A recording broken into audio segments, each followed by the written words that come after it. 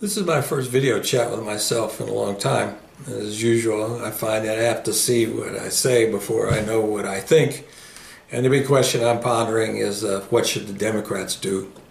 I'm old school, I guess, when it comes to presidential elections. I always thought that one should choose the candidate that has the most positive vision for the United States, for the country, and America's future, and would provide the best leadership in terms of getting us to achieve that vision. This I call forward-looking, positive approach. Right? And depending on the choice in any given election, and I've voted in quite a few in my days, I've sometimes voted for Republicans and I've sometimes voted for Democrats. But given this year's choice, I think it's a little bit different than my preferences, what I call more of a negative choice than a positive one. And I think another Donald Trump presidency would be very, very bad for the country and do grave damage to the United States. And the Democrats, therefore, need to retain the presidency. And thus the question, what should the Democrats do?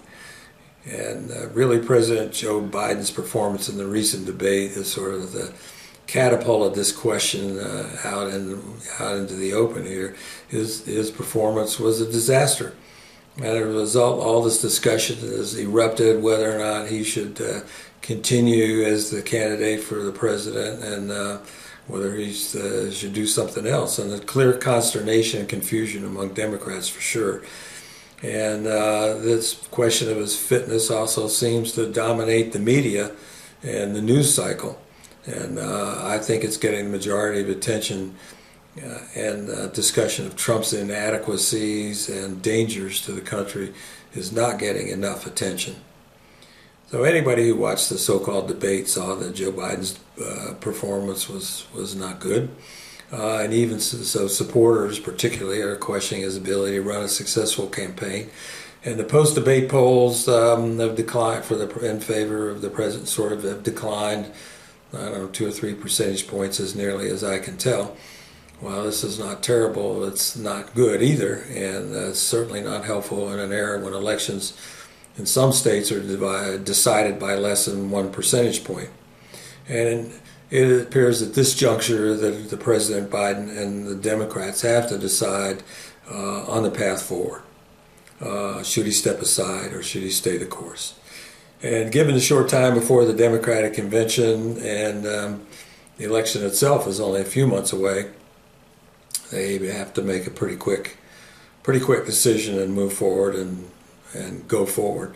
So I think actually it's the president who needs to make the decision based on everything that I can see. That's the cleanest and clearest way for something to take place. So I can certainly speak with some authority on the effects of time on mind and body. And time does take its toll, and it takes different rates for different individuals for sure, but it always tends toward diminished capacity as we age. So at this point, it's president's choice. To further confuse matters, you can say, well, does he have the capacity to make the right choice? But here are the options as I see them. Option 1, stay the course. And if the president does make this decision, he needs to demonstrate that he has the capacity to run a successful campaign and to be president for the next 4 years. I don't know exactly how he does this, but he needs to squelch the speculation about his abilities, and he must take some definitive steps to do that.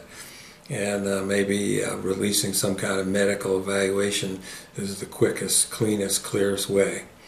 Option 2 is for President Biden to turn over the reins to a successor. And how would that work, and who would that be? From what I know, the simplest and most viable option would be for him to hand the reins to Vice President Kamala Harris. He could probably do this in 2 ways. He could resign as president and have Kamala Harris ascend to the presidency and become president of the United States. Or the second step is the second part of that option would be he could simply turn down the nomination and effectively turn it over to Kamala Harris to be the candidate for president. I'm sure that there's some. He's already got all the delegates, locked up, and so there's some, I guess, procedural and even perhaps legal ramifications for how to do this. And the third option would be for the Democrats to somehow hold an open convention and completely select a complete new set of candidates. I think this would be the most difficult move for a lot of reasons, and I'm not sure that actually I think it's a terrible idea. The 1968 Democratic Convention is sort of a case in history, I guess, and that turned out to be a real mess. So that's probably not the best choice. Anyhow, at this point, I really don't know what I think, and I hate to end up in that predicament. But it's clear that President Biden and the Democrats need to do an honest assessment, and they need to come to a decision, and act on it very quickly. So I'll have to leave it at that.